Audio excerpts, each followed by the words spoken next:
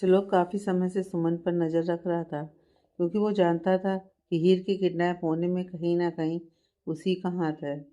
श्लोक को कुछ समय पहले इस बात की जानकारी मिली थी कि उसके घर में बंसल के आदमियों को घुसाने वाली सुमन ही थी, लेकिन वहां से हीर को कौन लेकर गया, इस बात का श्लोक को पता नहीं चल पाया था। सचिन की टीम इस बार सुमन के फ़ोन पर आने वाले कॉल से ही पता करने की कोशिश कर रही थी कि शायद हीर का कोई सुराग हाथ लग जाए। और आज आखिरकार वो लोग उस नंबर तक पहुंच गए थे जिस पर सुमन अक्सर श्लोक की डिटेल्स शेयर करती थी। और ये उसी आदमी का नंबर था जो रहता जयराज के साथ था, लेकिन काम ब्रजेश ठाकुर के लिए करता था। एक यही नंबर था जो उन्हें संदिग्ध लगा था, और ये आदमी ब्रजेश ठाकुर से भी जुड़ा हुआ था और सुमन से भी। इसलिए उन्होंने इस आदमी की हर हरकत पर नज़र रखना शुरू कर दिया।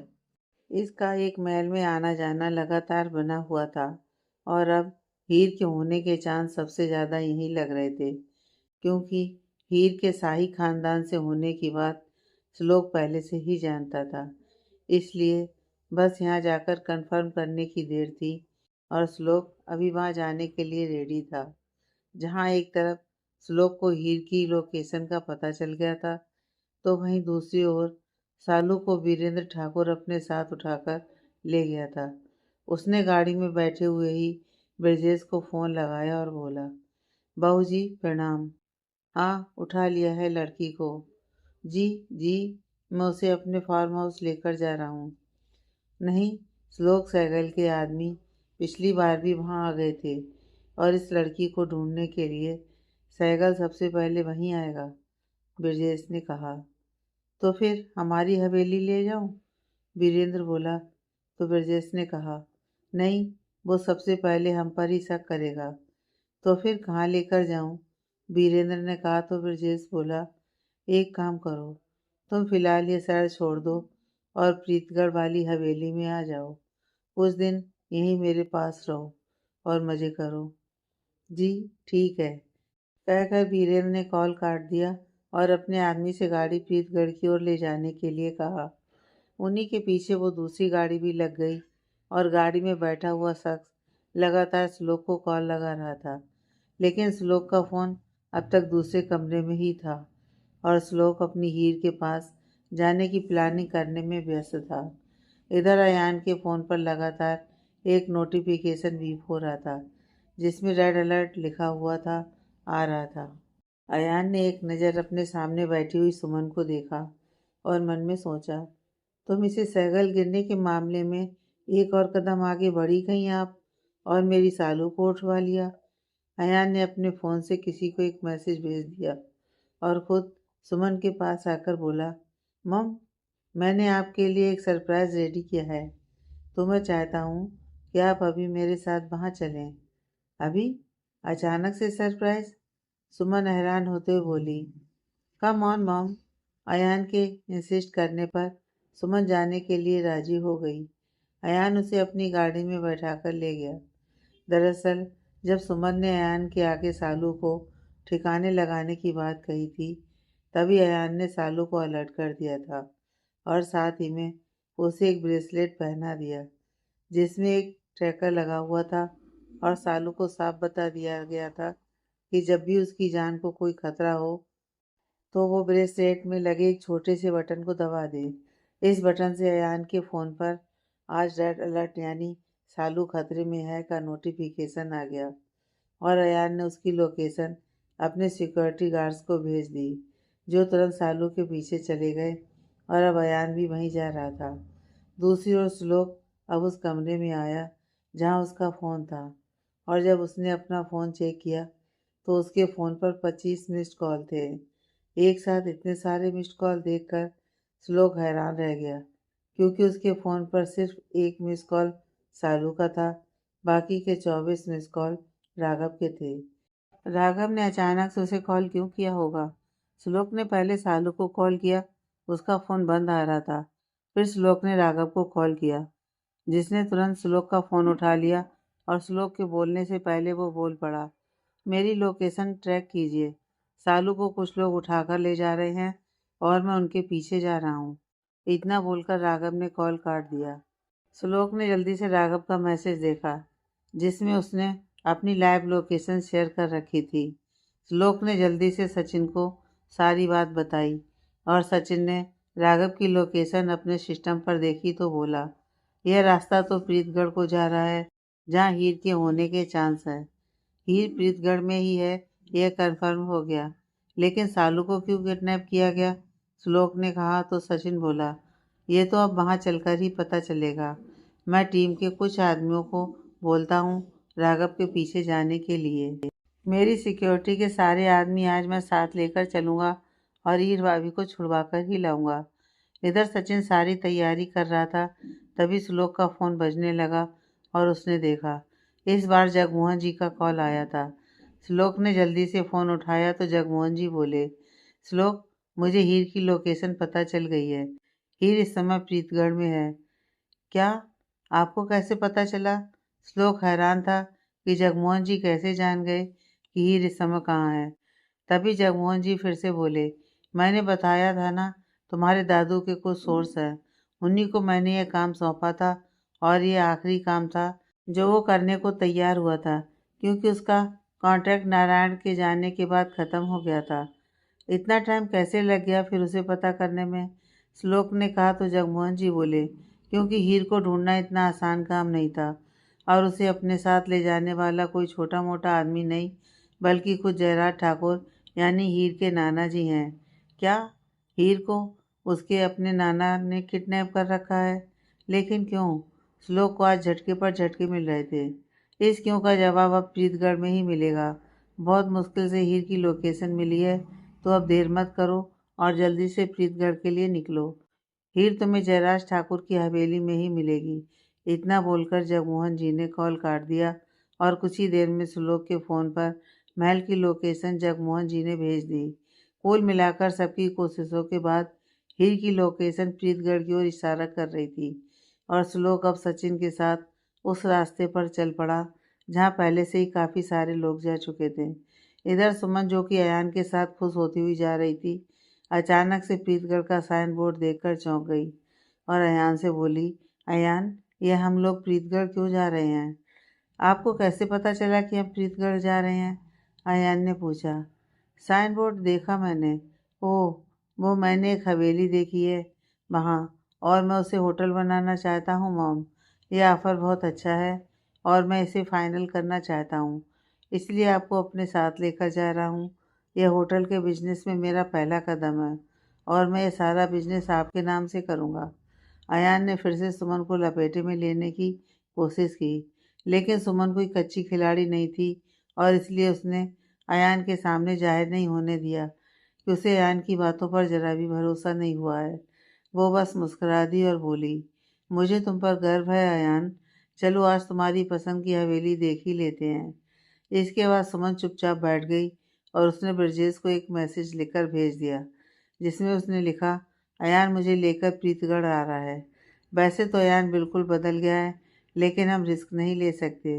हो सकता है कि यह श्लोक की कोई चाल हो, इसलिए उसके नस दबाने के लिए आप हीर को अपने कब्जे में ले लीजिए। ब्रजेश ठाकुर को सुमन का मैसेज मिल गया था और अब वो अपने सभी आदमियों को लेकर ठाकुर जयराज के महल की ओर चल पड़ा। उसने बीरेन से भी सालू को लेकर वहीं आने को कहा। इस समय जयराज सभी खतरों से अनजान अपने कमरे में आराम कर रहे थे और हीर अपनी माँ के साथ बैठी हुई थी।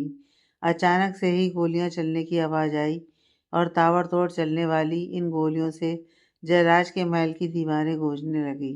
हीर की माँ पहले से काफ़ी ठीक हो गई थी, लेकिन फिर भी माहौल को देखते हुए हीर ने उन्हें कमरे में ही रहने के लिए कहा और खुद बाहर आंगन में आ गई, जहाँ जयराज और उनके कुछ गार्ड्स हाथों में हथियार लिए हुए खड़े थे। तभी सामने का दरवाज़ा खुला और ब्रजेश के आदमियों ने जयराज और हीर को छोड़कर बाकी सबको बिना मौका दिए ख़त्म कर दिया। अब वो दोनों भी उसके कब्जे में थे। ब्रजेश ने उन्हें कुर्सी से बांधकर बैठा दिया था। ठाकुर जयराज सिंह, बहुत बड़े खिलाड़ी निकले तुम तो। इतने सालों से मुझे हीर की भनक नहीं लगने दी और जब मुझे पता चल गया तो हीर को तुम यहाँ लेकर आ गए। भाई मान गए तुमको, लेकिन बदकिस्मती से तुम हीर को बचाने की बजाय फंसाने के लिए यहाँ लेकर आ गए। हीर डर के भाव से उसे देख रही थी। हालांकि आज तक उसने ब्रजेश ठाकुर को देखा नहीं था, लेकिन उसकी बातों से साफ जाहिर हो रहा था कि भाई उसके परिवार का दुश्मन है।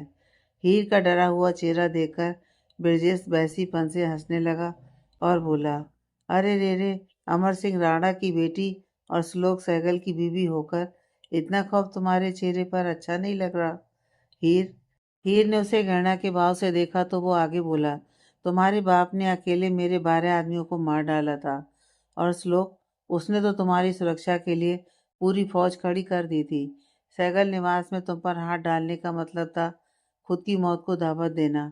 लेकिन मैंने भी दिमाग से काम लिया और मेरे बनाए जाल में तुम्हारे प्यारे नाना जी फंस गए। उसकी बातें सुनकर जयराज को कुछ समझ नहीं आया तो ब्रजेश हंसते हुए बोला, श्लोक तो हीर को हद से ज़्यादा चाहता है और इसलिए उसने हीर की सुरक्षा इतनी कड़ी कर रखी थी और उसके घर से मैं हीर को कभी नहीं उठा सकता था, क्योंकि मैंने एक चाल चली और भवानी को तुम्हारे पास भेजा। उसने तुम्हारे दिल में श्लोक के लिए नफरत भर दी और फिर तुमने श्लोक के बारे में पता लगवाया। तब भी तुम्हें यही जानकारी दी गई कि श्लोक हीर पर जुल्म करता है और यह सब किया मेरे एक आदमी ने जो रहता तुम्हारे साथ था, लेकिन काम वो इतने सालों से मेरे लिए करता आया है।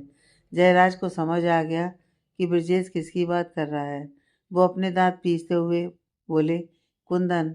तभी कुंदन हंसते हुए वहां आ गया। हाँ, ठीक पहचाना। कुंदन मेरा आदमी था जिसे मैंने काफ़ी सालों पहले तुम्हारे यहाँ भेजा था। तुम्हें क्या लगता था कि तुम इतने सालों से मुझे मारने की कोशिश करते आए थे और हर बार मैं बच जाता था? कैसे? कुंदन मुझे पहले ही तुम्हारे प्लान बता देता था। उसी ने तुम्हें हर बार श्लोक के खिलाफ भड़काया और तुम श्लोक की लक्ष्मण रेखा को पार करवाकर हीर को यहाँ ले आए।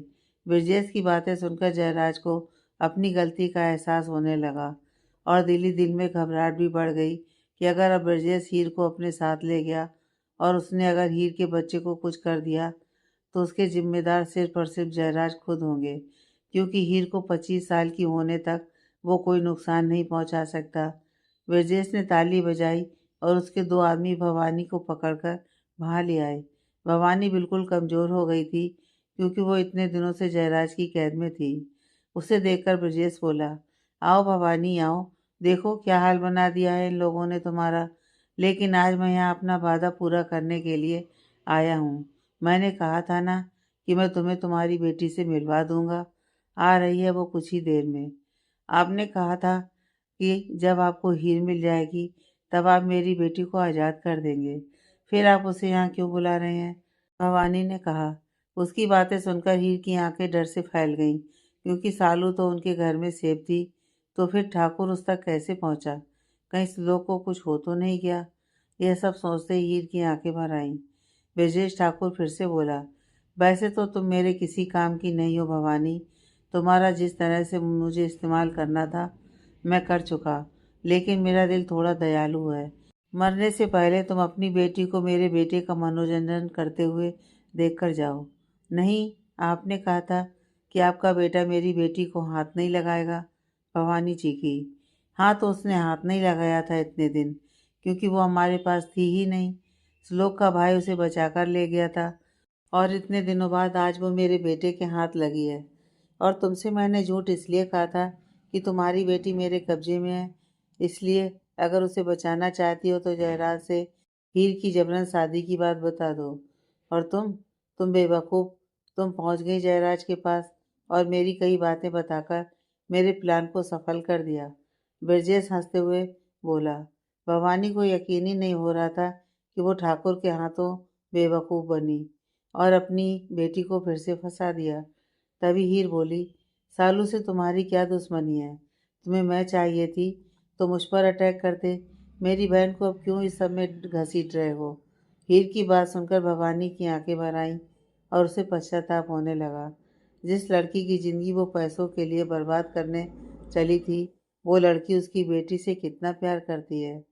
अरे हाँ, हमें तो तुम चाहिए थी, लेकिन क्या है ना कि इस समय तुम माँ बनने वाली हो और तुम्हारा बच्चा भी मेरे लिए उतना ही जरूरी है जितनी कि तुम। ब्रजेश बोला तो सब लोग नासमझी के भाव से उसे देखने लगे। तो ब्रजेश ने कहा, शायद तुम जानती नहीं हो, लेकिन तुम्हारी स्वर्गवासी सासू माँ यानी कि नीलिमा सहगल ने अपने मरने से पहले अपनी 100 करोड़ की प्रॉपर्टी अपने पोता या पोती के नाम लिख दी थी, ताकि कोई सुलोक को नुकसान ना पहुंचा सके। और अब तुम्हारा बच्चा ही उस प्रॉपर्टी का मालिक बनेगा, तो मैं उसको कैसे नुकसान पहुंचा सकता हूँ? लेकिन तब तक मेरे बेटे को कोई तो चाहिए ना, जो उसका दिल बहलाए। तो इसलिए सालों को हमने अपने कब्जे में ले लिया। पैसों के लिए कोई इतना गिर सकता है, मैंने कभी सोचा नहीं था। एक जन्मे बच्चे को भी अपनी साजिशों का शिकार बना रहे हो तुम। जयराज गरजे तो ब्रजेश ने कहा, बस बहुत बता दिया इतिहास और बहुत दे दिया तुमने नैतिकता का ज्ञान। आज हीर को मैं यहाँ से हमेशा हमेशा के लिए ले जाऊंगा और तुम दोनों को मौत की नींद सुला दूंगा। ब्रजेश ने जयराज और भवानी की ओर इशारा किया और फिर बोला, लेकिन भवानी, मरने से पहले सालू का चीरहरण देखना होगा तुम्हें, क्योंकि तुम्हारे पति नीरज ने अपनी बेटी को बचाने के लिए मेरे बेटे पर हमला किया और हमसे बगावत पर उतर आया था, और उसकी सजा अब तुम भुगतोगे। ब्रजेश एक बार फिर से जोर जोर से हंसने लगा। सबके दिल में एक अजीब सी उलझन चल रही थी। जहाँ एक और जयराज खुद को श्लोक और हीर का दोषी समझ रहा था, वहीं हीर बस प्रार्थना कर रही थी कि किसी तरह से कोई चमत्कार हो जाए और श्लोक उन सबको बचा ले। भवानी को आज अपने कुकर्मों पर अफसोस हो रहा था कि उसके लालच ने आज उसे कहाँ लाकर खड़ा कर दिया है, और इस सब की सजा उसकी बेटी को भुगतनी पड़ेगी। कुछ देर बाद गाड़ियों की आवाज़ आई और सामने से वीरेंद्र ठाकुर सालू के बाल पकड़कर उसे अपने साथ धकेलते हुए महल के अंदर ले आया और उसे अपने बाप के पैरों में गिरा दिया। सालू का चेहरा डर और आंसुओं से भरा हुआ था। मेरे पिंजरे से फड़फड़ाकर उड़ने वाली चिड़िया आज एक बार फिर मेरी कैद में आ गई है। ब्रजेश ने झुककर सालू के जबड़े को पकड़कर कहा, और फिर वीरेंद्र उसके पास आया और बाल खींचकर बोला, देख हीर, जो हाल इसका हो रहा है ना, वही हाल मैं तेरा करूँगा। बस एक बार तेरा बच्चा इस दुनिया में आ जाए, उसके बाद अमर सिंह राणा की इज्जत तार तार करूँगा मैं। इतना बोलना था कि अचानक ही माहौल में एक गोली की गूंज सुनाई दी और वीरेंद्र जमीन पर ढेर हो गया था, क्योंकि एक गोली उसके सिर के आर पार हो गई थी। सचिन अपनी गाड़ी में बैठा हुआ था और उसने देखा राघव की लोकेशन उसी महल को दिखा रही है जहाँ हीर की लोकेशन थी। उसने श्लोक को यह बात बताई तो श्लोक समझ गया कि ठाकुर ने हीर को भी अपने कब्जे में ले रखा है। वो इतना जानता था कि प्रॉपर्टी के लालच में हीर और उसके बच्चे को ठाकुर चाह कर भी नुकसान नहीं पहुंचा सकता है, लेकिन श्लोक को झुकाने के लिए वो हीर का इस्तेमाल जरूर करेगा। महल में वीरेंद्र सालू के पास आया और उसके बाल खींचकर हीर से बोला, देख हीर, जो हाल इसका हो रहा है ना, वही मैं तेरा करूँगा। बस एक बार तेरा बच्चा इस दुनिया में आ जाए, उसके बाद अमर सिंह राणा की इज्जत तार तार करूँगा मैं। इतना बोलना था कि अचानक ही माहौल में एक गोली की गूंज सुनाई दी और वीरेंद्र जमीन पर ढेर हो गया था, क्योंकि एक गोली उसके सिर के आर पार हो गई थी। किसी को कुछ समझ नहीं आया कि अचानक से वीरेंद्र को गोली किसने मारी। वीरेंद्र की पकड़ से छूटते ही सालू जल्दी से हीर के पास चली गई, जबकि भवानी की ओर तो उसने देखा तक नहीं। ब्रजेश के पैरों में उसके बेटे की लाश पड़ी थी और वो फटी हुई आंखों से वीरेंद्र की लाश को देखता रहा, जबकि बाकी सबकी नज़र उस तरफ थी जहाँ हाथ में राइफल लिए हुए महिमा खड़ी हुई थी। महिमा का पूरा शरीर गुस्से से कांप रहा था और जयराज अपनी बेटी को इस तरह देखकर भावुक हो गए थे। सालों पहले उन्होंने अपनी बेटी को इस तरह हथियार चलाते हुए देखा था और आज वही पुरानी महिमा उन्हें नजर आ रही थी। हीर ने तो सोचा ही नहीं था कि उसकी माँ इतनी हिम्मत वाली होगी।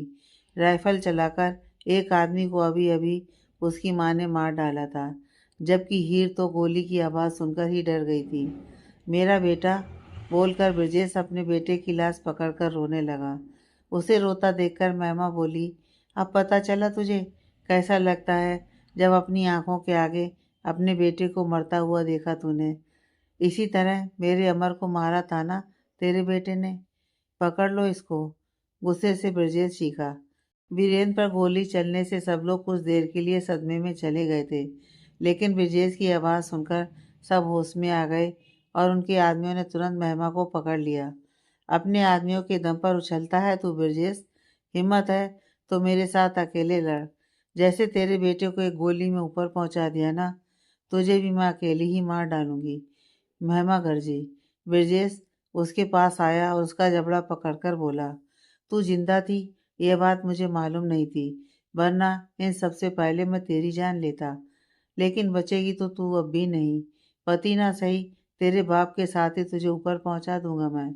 राघव आज ही पुणे लौटा था और उसने देखा कुछ लोग सालू को उठाकर जबरदस्ती गाड़ी में लेकर जा रहे थे और वो भी उनके पीछे हो लिया ताकि सालू की मदद कर सके। महल के बाहर राघव पहुंच तो गया था, लेकिन वो निहत्था था और वहाँ हर जगह ठाकुर के आदमी तैनात थे और उनके पास हथियार थे। इसलिए अब वो उस लोग के आने का इंतजार कर रहा था ताकि महल में जा सके। इधर अयान के आदमी और सचिन के भेजे हुए बॉडीगार्ड्स भी इस जगह पहुंच गए थे और ठाकुर के आदमियों से लड़ने लगे। राघव मौका देखकर महल में घुस गया। श्लोक और सचिन की गाड़ी से पहले अयान वहां पहुंचा और सुमन को अपने साथ महल में लेकर जाने लगा। सुमन लगातार कुछ न कुछ बोलती जा रही थी, लेकिन अयान के चेहरे पर सपाट भाव थे और आखिर में वो लोग भी महल में पहुंच चुके थे। उन लोगों के अंदर जाते ही ठाकुर के आदमियों ने अयान को अपने कब्जे में ले लिया था और अयान ने देखा एक तरफ राघव को भी ठाकुर के आदमियों ने पकड़ रखा है। दरअसल राघव महल में घुस तो गया था, लेकिन अंदर घुसते ही पकड़ा गया। यही अयान के साथ हुआ, लेकिन सुमन को किसी ने हाथ नहीं लगाया और वो जाकर ब्रजेश के साथ खड़ी हो गई। अयान अपनी माँ को देख रहा था और बाकी सब भी सुमन को हैरानी के साथ देख रहे थे। आओ सुमन, आओ, तुम्हारा बेटा भी तुम्हें यहाँ ले ही आया। सही बोल रही थी तुम, यह भी सुलोक के साथ मिला हुआ है, वरना यहाँ आने के बारे में इसको पता ही नहीं चलता। ब्रजेश ने कहा तो सुमन बोली, हाँ मुझे लगा था ये बदल गया है, लेकिन कुत्ते की दुम कभी सीधी नहीं हो सकती। इसके लिए मैं ना जाने क्या क्या कर गई और यह मुझसे खेल खेलता रहा। तुम्हें क्या लगा अयान, इतना आसान है मुझे फंसाना? क्या मिला आपको ये सब करके? प्रॉपर्टी के लालच में इतनी अंधी हो गई हैं आप कि हमारे दुश्मन के साथ मिलकर अपना घर बर्बाद कर रही हैं। और जिस सीईओ की कुर्सी के लिए आप ये सब कर रही हैं, उसमें मैं तो कभी नहीं बैठने वाला। तो फिर किसके लिए इतना नीचे गिर रही हैं आप? अयान की बातें सुनकर सुमन गुस्से से तिलमिला गई और उसने खींचकर एक तमाचा उसके गालों पर जड़ दिया और बोली, अब तक सब कुछ प्यार से कर रही थी तुम्हारे लिए, लेकिन अब तुमने मुझे मजबूर कर दिया है, तो जबरदस्ती ही सही। अब तुम सीईओ की कुर्सी पर भी बैठोगे और मेरी बताई हुई लड़की से शादी भी करोगे। जानते हो क्यों? इतना बोलकर सुमन ठाकुर के पास गई, उससे गन लेकर सालू के पास गई और उसके माथे पर बंदूक लगा दी। तो अयान चीखा, सालू को कुछ मत करना। सुमन के होठों पर तिरछी मुस्कान आ गई और वो बोली, अब जब तक तुम अच्छे बच्चे की तरह मेरी बात नहीं मानते रहोगे, तुम्हारी प्यारी सालू जिंदा रहेगी, वरना इसे मारने में मुझे एक पल भी नहीं लगेगा। क्यों कर रही हैं आप ये सब? अयान गुस्से से बोला। तो सुमन ने कहा, क्योंकि मेरा सालों का सपना था कि तुम सैगल डायमंड्स के मालिक बनो, लेकिन तुम तो नकारा निकले। दुनिया को दिखाने के लिए ही सही, तुम्हें अब मेरी बात माननी पड़ेगी। इतनी देर से हो रही इन सब बातों में किसी का ध्यान इस तरफ नहीं गया कि ठाकुर के आदमी धीरे धीरे कम हो गए हैं। सचिन और श्लोक महल में घुस गए थे और उनके साथ मिलकर सचिन की खास टीम ने धीरे धीरे ठाकुर के सारे आदमियों को ठिकाने लगा दिया था। बोलो मेरे प्यारे बेटे, मानोगे मेरा कहना या खत्म कर दूं तेरी मैना? सुमन पागलपन से हंसी। अयान को उससे नफरत होने लगी थी, लेकिन सालू उसे अपनी जान से ज्यादा प्यारी थी। उसने अपनी गर्दन झुका ली थी। अयान नहीं। अयान ने देखा सालू उसे हार न मानने का इशारा कर रही है, लेकिन अयान जानता था कि सुमन के सर पर खून सवार है। अभी इन हालातों में उसे सुमन की हाँ में हाँ मिलानी ही होगी। सालू को बिल्कुल अच्छा नहीं लगा था कि उसके नाम पर अयान को मजबूर किया जा रहा है। हीर को इतनी देर से बंधे होने की वजह से घबराहट होने लगी थी और वो छटपटाने लगी थी। उसे देखकर ब्रजेश का ध्यान उस पर गया और वो बोला, तेरे बच्चे की वजह से तू बची हुई है, वरना जो काम मेरा बेटा अधूरा छोड़कर गया था ना, वो मैं अभी इन सबके सामने पूरा करता। तुझे इन सबके सामने उसकी बाकी के सब उसके मुंह में ही रह गए जब श्लोक ने एक जोरदार पंच उसके मुंह पर जड़ दिया। ब्रजेश जमीन पर गिर पड़ा था। सचिन और उसके आदमियों ने ठाकुर के सारे आदमियों को अपने कब्जे में ले लिया था। राघव ने आगे बढ़कर हीर के बंधे हुए हाथों और पैरों को खोला। अब सब लोग आजाद थे और श्लोक धड़ाधड़ ब्रजेश को मारे जा रहा था। जयराज तो श्लोक के गुस्से को देखकर हैरान रह गया था। मेरी हीर को हाथ लगाएगा तू? उसके बारे में एक शब्द गलत बोलने वाले को मैं जिंदा नहीं छोड़ता। फिर तूने तो उसके लिए न जाने कितनी साजिशें रची थी।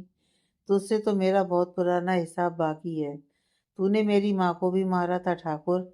आज तुझे मैं जिंदा नहीं छोड़ूंगा। श्लोक गुस्से से बोलते जा रहा था, साथ ही में ठाकुर को मारे जा रहा था। बस एक बार मुझे उस इंसान का नाम बता दे जिसने मेरी माँ को मारने में तेरा साथ दिया था। मैं तुझे थोड़ी आसान मौत दे दूंगा। बोल। श्लोक की आंखों में खून उतर आया था। ठाकुर अधमरा हो चुका था। महिमा आगे की ओर आई और सामने बनी हुई मयान में से एक तलवार निकालकर ले आई और उसने जोर से ठाकुर के पैर में तलवार से वार कर दिया। एक दर्द भरी चीख गूंज उठी माहौल में। हीर को घबराहट से उल्टियां होने लगी तो सालू और राघव उसे संभालने लगे।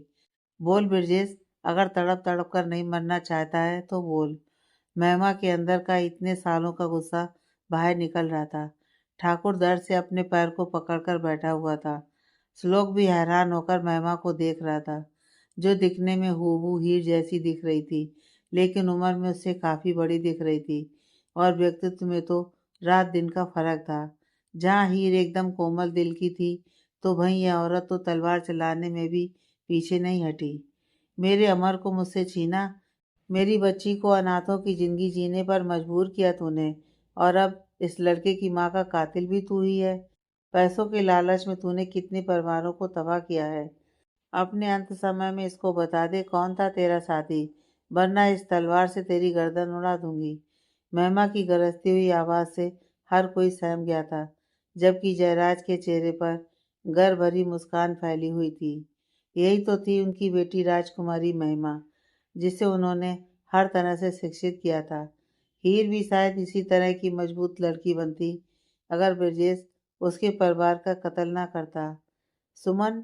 ब्रजेश के मुंह से इतना ही निकला था कि महिमा ने उसी समय उसकी गर्दन पर तलवार चला दी और ब्रजेश से एक तरफ लुढ़क गया।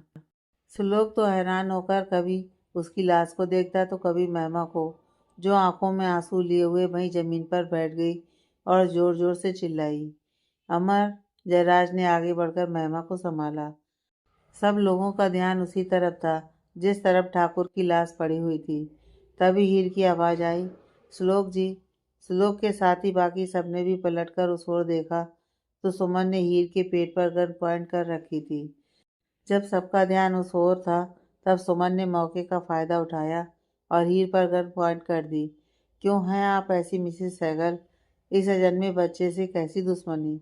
श्लोक के शब्द सुनकर सुमन ने सबकी तरफ देखा और अयान की आंखों में उसके लिए घृणा के भाव थे, जैसे कहना चाह रहा हो कि इतना सब कुछ हो गया फिर भी वो नहीं बदली।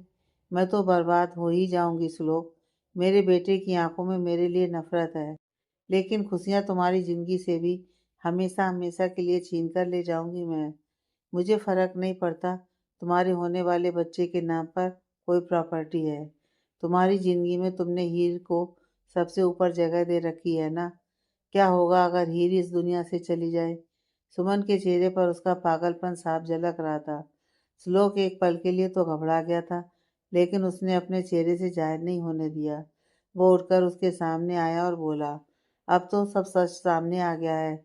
मेरी माँ की मौत में भी आपका हाथ था। अब तो बता दीजिए, क्यों किया आपने ये सब?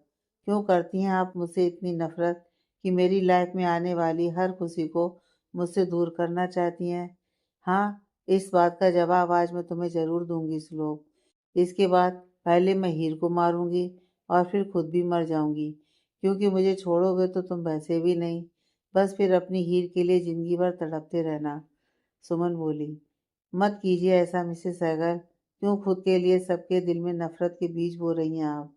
यह अयान की आवाज़ थी, जिसे सुनने के बाद सुमन बोली, देखा श्लोक, मेरा बेटा भी तुम्हारी जुबान बोलने लगा है। माँ की जगह आज वो मुझे तुम्हारी तरह मिसेस सहगल बोलने लगा है, और उसकी वजह भी आप खुद ही हैं। आपको अभी भी अपनी गलतियों का पछतावा नहीं है। श्लोक बोला तो सुमन ने कहा, नहीं हूँ मैं गलत, और ना कभी गलत थी। मुझे गलत बनने पर मजबूर किया तुम्हारी माँ नीलिमा और तुम्हारे पिता आदित्य ने। श्लोक हैरान रह गया कि सुमन अपनी गलतियों के लिए उसके माँ पापा को दोष दे रही है। अभी तो उसके लिए जानना भी जरूरी था कि सुमन का उसकी माँ की मौत में हाथ कैसे था। सुमन की आगे की बातें सुनकर श्लोक और बाकी सब लोग ज़्यादा शौक हो गए। नीलिमा मेरी सबसे पक्की सहेली, बचपन से हम दोनों साथ रहे। हम दोनों को देखकर सबको यही लगता था कि हम बहनें हैं। हम जवान हुए, एक साथ कॉलेज में एडमिशन लिया, और वहाँ हमारी मुलाकात हुई आदित्य सहगल से, हमारे कॉलेज का हीरो, हर लड़की का क्रश और हमारा सीनियर। पूरे कॉलेज की लड़कियां उस पर फिदा थीं, और उसने दोस्ती की मुझसे। मैं खुद को कितना खुशकिस्मत समझने लगी थी। मुझे लगने लगा कि जिस आदित्य के पीछे पूरे कॉलेज की लड़कियां घूमती हैं, वो तो मेरा दीवाना है। लेकिन मैं गलत थी। उसने मुझे एक सीढ़ी की तरह इस्तेमाल किया ताकि नीलिमा तक पहुंच सके।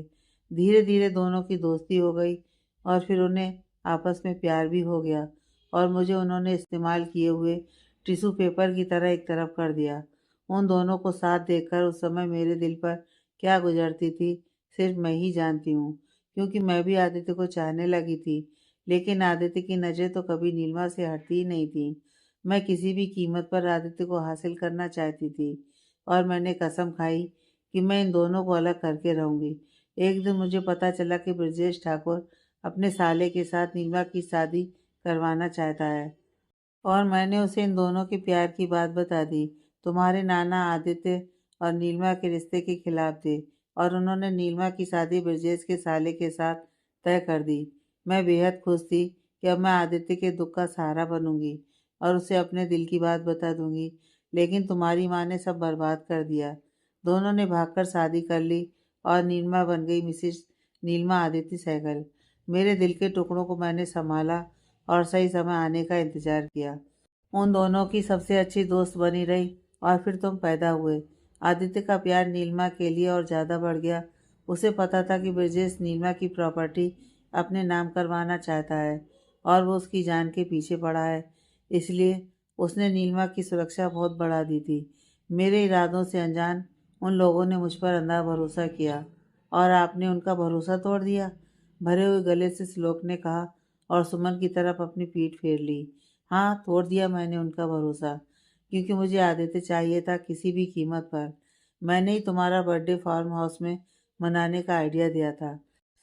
तुमको तुम्हारे दादू ले गए, और आदित्य को मैंने ऑफिस के काम के बहाने बुला लिया। मौका देखकर मैंने आदित्य का फ़ोन बंद कर दिया। फिर नीलिमा को कॉल किया और उसे बताया कि आदित्य का एक्सीडेंट हो गया है। नीलिमा बदहवासी मेरे बताए एड्रेस पर आ गई। अगर उसने आदित्य से कांटेक्ट करने की कोशिश भी की होगी तो फ़ोन बंद आया होगा। खैर वो आई, और वहाँ पहले से ब्रजेश और उसका बेटा बीरेन तैयार थे। उन्होंने प्रॉपर्टी के पेपर मांगे, लेकिन नीलिमा ने नहीं बताया कि उनके पेपर्स कहाँ रखे हैं, और आखिर में ब्रजेश के हाथों नीलिमा को मरना पड़ा। उन्होंने उसका फ़ोन पहले ही तोड़ दिया था, और फिर उसे उसकी गाड़ी में बैठाकर ट्रक एक्सीडेंट करवा दिया। आदित्य ने बहुत कोशिश की, लेकिन सच्चाई तक नहीं पहुंच सका, और उसके हाथ कोई सबूत नहीं लगे। तुम छोटे थे, और तुम्हारे लिए एक माँ बनने का प्रस्ताव मैंने रखा ताकि आदित्य के करीब पहुंच सकूं। आदित्य ने मुझे तुम्हारी माँ तो बना दिया, लेकिन अपने करीब नहीं आने दिया। उसके दिल दिमाग में बस हर वक्त नीलिमा ही रहती थी। तुम में मुझे नीलिमा की झलक दिखाई देती थी, और तुम्हें देखकर मेरी नफरत तुम्हारे लिए बढ़ती गई। उसके बाद एक रात मैंने आदित्य को पाने के लिए उसे नशा दे दिया, और आदित्य को अपना बना लिया। आदित्य उसके बाद कभी मेरे करीब नहीं आया, और जब अयान हुआ तो उसने जितना प्यार तुमसे किया उतना प्यार मेरे बेटे को नहीं किया। मुझे तुमसे और ज़्यादा नफरत होने लगी, और उस दिन मैंने कसम खाई कि तुम्हें कभी खुश नहीं रहने दूंगी। जिस तरह मैं अपनी पूरी ज़िंदगी प्यार के लिए तड़पती रही, उसी तरह तुम भी अपने प्यार के लिए तड़पोगे श्लोक। अपनी नफ़रत में आपने कितने लोगों के साथ गलत किया है, आपको ज़रा भी अंदाज़ा है? इसके अलावा और कोई सच जो मुझे आज जान लेना चाहिए मिसेस सहगल, क्योंकि मेरी शादी भी आपकी साजिशों का ही नतीजा थी। कोशिश तो तभी आपने की थी और बेचारी आस्था को बिना किसी गलती के इतना कुछ भुगतना पड़ा। श्लोक ने पूछा तो सुमन हंसते हुए बोली, बेचारी आस्था, वो सातिर लड़की और बेचारी। सुमन की बात सुनकर श्लोक एक बार फिर से चौंक गया, क्योंकि उसकी नज़रों में तो आस्था के साथ गलत हुआ था और वो खुद को इतने दिनों से इस सब के लिए जिम्मेदार समझता आया था। वो लड़की तुमसे प्यार नहीं करती थी, बल्कि तुम्हारी प्रॉपर्टी और रुतबे की वजह से एक अच्छी लड़की होने का दिखावा कर रही थी। उसके कई लड़कों से संबंध थे और मेरे पास उसके खिलाफ सबूत थे। मैं चाहती थी कि तुम्हारी शादी ना हो और तुम पापा जी की नज़रों में गिर जाओ, लेकिन ऐन वक्त पर तुम इस हीर को पकड़ लाए। फिर मैं ही आस्था को फिर से तुम्हारी लाइफ में वापस लाई, ताकि गलतफहमी के कारण तुम्हारा और हीर का रिश्ता टूट जाए। आस्था उस रात मेरे कहने पर ही तुम्हारे नज़दीक आई थी और उसका वीडियो बनाकर हीर के लिए कुंदन को भेजा था मैंने, लेकिन इसको अपने प्यार पर बहुत भरोसा था। आस्था को उस रात मैंने हमेशा हमेशा के लिए इस दुनिया से ही आज़ादी दे दी, क्योंकि वो मुझे ब्लैकमेल करना चाहती थी। मेरी सच्चाई तुम्हारे आगे लाना चाहती थी और मुझ पर कोई रौब झाड़े यह मुझे बिल्कुल बर्दाश्त नहीं था, इसलिए मरवा दिया मैंने उसे। आस्था की मौत की बात सबके लिए शॉकिंग थी। सुमन की बेवजह की नफरत ने उससे क्या करवाया था, और आज सब लोग उसकी हकीकत सुनकर बहुत ज़्यादा शौक में थे। और अब बहू रानी, मरने के लिए तैयार हो जाओ। इतना बोलकर सुमन ने गन का लॉक खोल दिया। श्लोक की बर्दाश्त अब खत्म हो गई थी और वो बिना एक पल गंवाए सुमन को लेकर एक साइड कूद गया। सुमन खुद को संभाल नहीं पाई और ज़मीन पर गिर गई और सुमन से श्लोक ने गन छीन ली। लेकिन इस सब में हीर को भी धक्का लगा था और श्लोक ने देखा राघव ने एक बार फिर से हीर को संभाल लिया है। श्लोक भी खड़े होकर हीर के पास गया। राघव एक साइड हो गया था। सचिन के आदमियों ने सुमन को पकड़ लिया। श्लोक ने हीर का हाथ पकड़कर उसे कसकर अपने सीने से लगा लिया। इतने दिनों बाद दोनों एक दूसरे के गले लगकर कितना सुकून महसूस कर रहे थे, यह सिर्फ वो दोनों जानते थे। श्लोक ने प्यार से हीर का माथा चूम लिया। जयराज को आज हीर के विश्वास और श्लोक के प्यार पर यकीन हो गया था। महिमा अपनी बेटी को उसके प्यार के साथ देखकर खुश थी। सचिन के आदमी सुमन को वहां से ले जाने लगे तो सुमन ने उसके हाथ से गन छीन ली और कोई कुछ समझ पाता उससे पहले ही सुमन ने गोली चला दी और हीर के सामने राघव आ गया। गोली सीधी उसके सीने में लगी थी। तभी एक और गोली चलने की आवाज़ आई और सबने देखा सुमन जमीन पर गिर रही है और उस पर बंदूक ताने अयान खड़ा हुआ था, जिसकी आंखों में आंसू थे। सुमन को उसके कर्मों की सज़ा खुद उसके अपने बेटे ने दे दी थी। श्लोक ने जल्दी से राघव को पकड़ा और सचिन से गाड़ी निकालने को कहा और खुद उसे गाड़ी की ओर ले जाने लगा, लेकिन राघव को सांस लेने में तकलीफ हो रही थी, जिस वजह से उसे रुकना पड़ा। हीर रोने लगी थी और बोली, राघव जी, ये सब वो बोला था ना, साथ दूंगा हमेशा, तो बस अपने प्यार के लिए आ गया। मेरे माँ बाप को मेरी मौत का सच मत बताना, वरना फिर से ही हीर को कोसेंगे और मैं ऐसा नहीं चाहता। राघव की आंखें बंद हो गई थीं और हीर उसके सीने से लिपट गई। हर किसी की आंखें नम हो गई थी।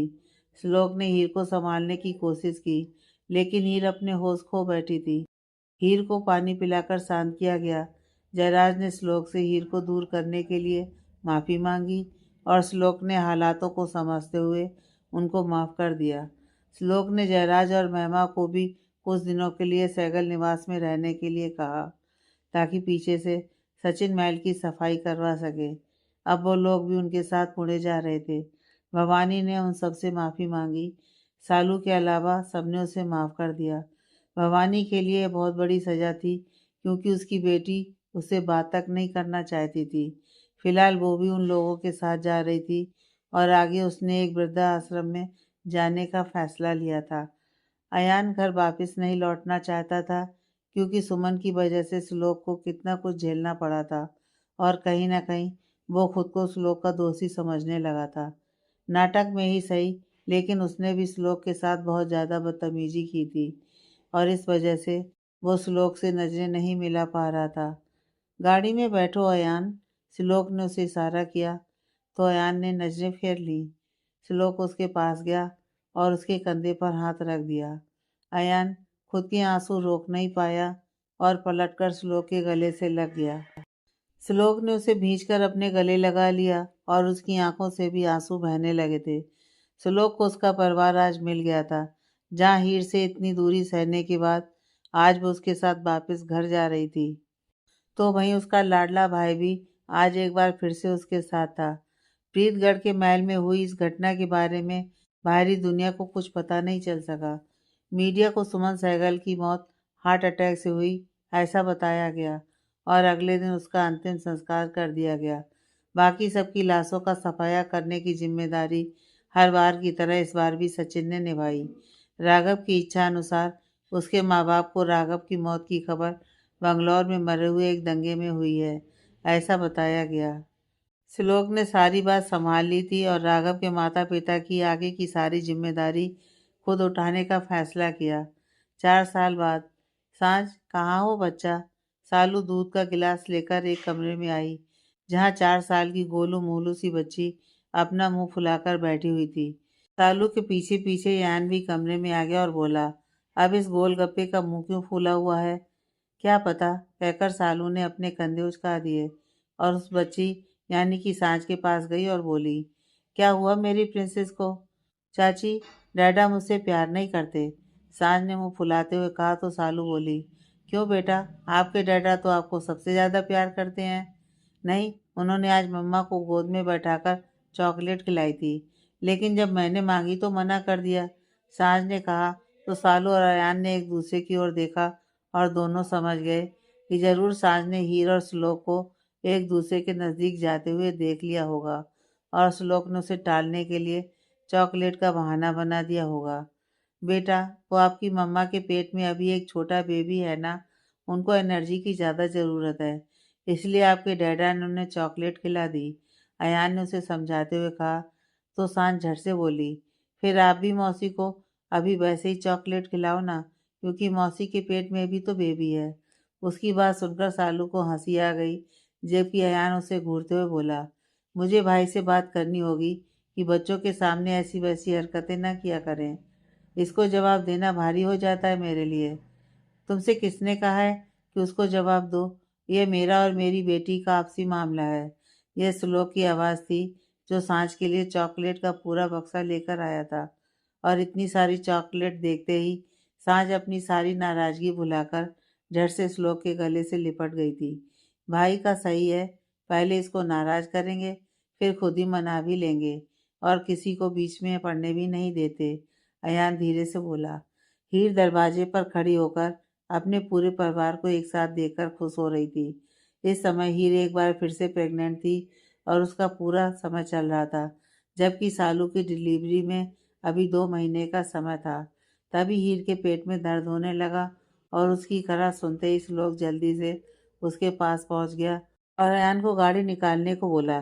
कुछ ही देर बाद सब लोग हॉस्पिटल में थे, जहां इस वक्त सालू, अयान और नन्ही सांझ उनके साथ बाहर थे, तो वहीं दूसरी ओर श्लोक हीर के साथ अंदर था और उसने हीर का हाथ थाम रखा था। वो लगातार हीर को हिम्मत बंधवा रहा था।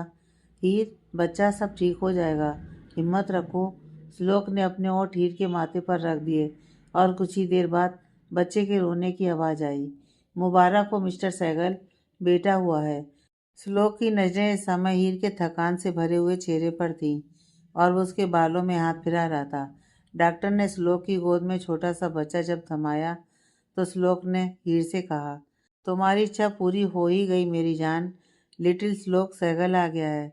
श्लोक की बात सुनकर हीर मुस्कुरा दी। दी एंड।